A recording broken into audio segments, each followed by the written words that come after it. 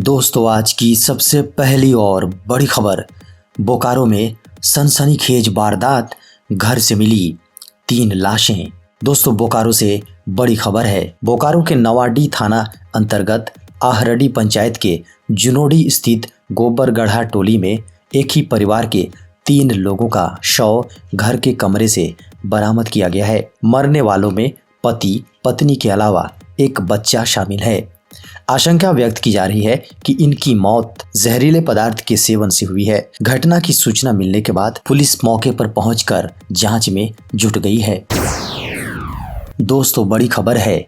झारखंड की नेशनल महिला शूटर का फंदे से लटकता मिला शव। दोस्तों, कोलकाता में झारखंड की नेशनल महिला शूटर कोनिका लायक की रहस्यमयी मौत हो गई है। कोलकाता के लेडीज गेस्ट हाउस से उसका शव बरामद किया गया है। वे मूल रूप से धनबाद की रहने वाली थी। बताया जा रहा है कि कोलकाता के गर्ल्स हॉस्टल में फंदे से लटका हुआ उसका शव मिला है। उसकी फरवरी में शादी होनी थी। बता दें कि 24 जून को सोनू सूद ने कोनिका को जर्मन राइफल भेंट किया था। साथ ही कोनिका ने राष्ट्रीय स्तर पर कई पदक जीते हैं। झारखंड ही नहीं, खेल जगत में भी उन्होंने अपनी एक अलग पहचान बनाई थी। झारखंड वापस लौटे श्रमिकों का सरकार तैयार करा रही डाटाबेस। झारखंड मंत्रालय स्थित सभागार में मुख्यमंत्री श्री हेमंत सोरेन ने SRMI का शुभारंभ किया। इस अवसर पर उन्होंने कहा कि जीवन की बेहतरी के लिए गरीब, मजदूर, किसान, नौजवान, हम आप सभी लोग माइग्रेट करते हैं। उन्होंने कहा कि हमारे झारखंड राज्य से भी रोजगार के लिए बड़े पैमाने पर श्रमिकों का दूसरे राज्यों एवं देशों में पलायन होता है, परंतु आज तक प्रवासी श्रमिकों के सुरक्षित और जवाबदेह पलायन के लिए कोई ठोस नीति अथवा व्यवस्था नहीं बनाई गई है। उन्होंने कहा कि झारखंड में जो भी श्रमिक भाई एवं अन्य लोग रोजगार की तलाश में दूसरे राज्य या देशों में जाते हैं, उनका सरकार पूरा डाटाबेस तैयार कर सके और नीति के तहत उन्हें विपत्ति के समय मदद पहुंचा सके। ऐसी सरकार की वर्तमान में प्रयास है। दोस्तों, बड़ी खबर है। महिलाओं की कानूनी विवाह की उम्र होगी 18 से 21 वर्ष। केंद्रीय कैबिनेट ने बुधवार को महिलाओं के लिए विवाह की कानूनी आयु पुरुषों के समान करके 18 से 21 वर्ष तक बढ़ाने का प्रस्ताव पारित किया है।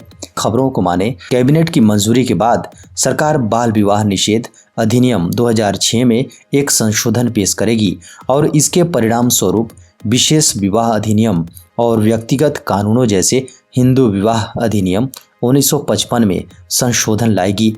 बता दें कि बुधवार की मंजूरी दिसंबर 2020 में जया जेटली की अध्यक्षता वाली केंद्र की टास्क फोर्स द्वारा नीति आयोग को सौंपी गई सिफारिशों पर आधारित है। झारखंड में कोरोना के मिले 16 नए मरीज।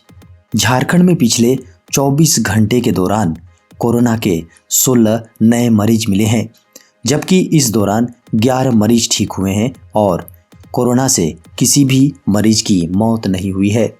स्वास्थ्य विभाग के अनुसार रांची से 8, बोकारो से 4, पूर्वी सिंहभूम से 1, हजारीबाग से 1 और सिमडेगा से 2 नए कोरोना के संक्रमित मरीज मिले हैं। वहीं झारखंड में कुल कोविड-19 का मामला अब 3,49,466 हो गया है। अब तक कुल 1,75,19,337 सैंपल की जांच की गई है।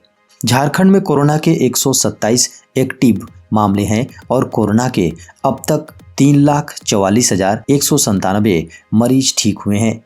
अब तक झारखंड में 5,142 मरीज की कोरोना वायरस से मौत हो चुकी है।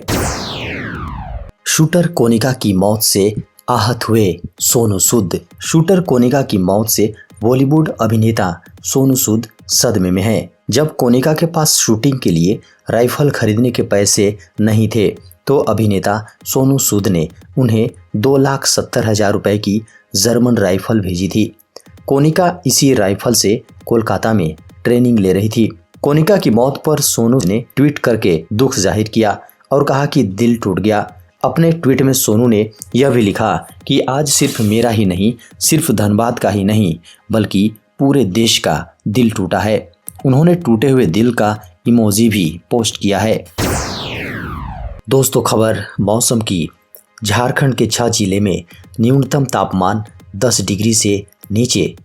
झारखंड के 6 जिले में न्यूनतम तापमान 10 डिग्री से नीचे चला गया है। झारखंड के कई इलाकों में बर्फीली हवाओं का प्रकोप भी दिखाई देने लगा है।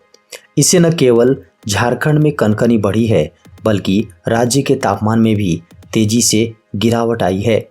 मौसम विज्ञान केंद्र के अनुसार पश्चिमी विक्षोभ के हिमालयी तट पर सक्रिय होने के कारण उत्तरी दिशा से ठंडी हवाओं का बहाव तेज हो गया है। झारखंड के उत्तर दिशा में ठंडी हवा का प्रवेश झारखंड में हो रहा है। अभी झारखंड के उत्तर पश्चिम भाग में डाल्टनगंज, गढ़वा, लातेहार, चतरा, कोडरमा और लोहरदगा के अलावा समीपवर्ती इलाके में ठंड का प्रभाव अधिक है। देश में पिछले 24 घंटे में मिले कोरोना के 7,974 नए मरीज। भारत में कोरोना वायरस के एक दिन में 7,974 नए मामले सामने आने के बाद देश में संक्रमितों की संख्या बढ़कर 3,47,18,602 हो गई है। वहीं उपचाराधीन मरीजों की संख्या घटकर 87,245 हो गई है। केंद्रीय स्वास्थ्य मंत्रालय की ओर से गुरुवार सुबह 8 बजे जारी किए गए आंकड़ों के अनुसार देश में 343 और मरीजों की मौत के बाद मृतकों की संख्या बढ़कर 4,76,478 हो गई है। आंकड़ों के अनुसार देश में लगातार 49 दिन से कोविड-19 के दैनिक मामले 15,000 से कम सामने आ रहे हैं। उपचाराधीन मरीजों की संख्या घटकर 87,245 हो गई है, जो संक्रमण के कुल मामलों का 0.25% है। यह दर मार्च 2020 के बाद से सबसे कम है।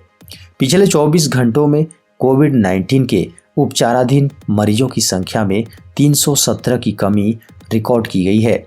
बता दें कि मरीजों के ठीक होने की राष्ट्रीय दर 98.38% है, जो मार्च 2020 के बाद से सबसे अधिक है। मुख्यमंत्री श्री हेमंत सोरेन ने कहा, श्रमिकों के संरक्षण के लिए ई श्रम पोर्टल कारगर। मुख्यमंत्री श्री हेमंत सोरेन ने कहा कि झारखंड के प्रवासी मजदूरों को संरक्षित करने के लिए सरकार द्वारा ई श्रम पोर्टल बनाया गया है। इस पोर्टल के तहत प्रवासी श्रमिकों का रजिस्ट्रेशन किया जाता है, ताकि विपत्ति के समय झारखंड सरकार उन्हें तत्काल मदद पहुंचा सके। मुख्यमंत्री ने राज्य के प्रवासी श्रमिक भाइयों से अपील करते हुए कहा कि वो इस पोर्टल में वे अपना रजिस्ट्रेशन जरूर कराएं। उन्होंने कहा कि प्रवासी श्रमिक जो दूसरे देशों में काम करते हैं, उन्हें कैसे संरक्षित कर सकें, इसके लिए केंद्र एवं राज्य सरकार के बीच समन्वय स्थापित करने की भी आवश्यकता है।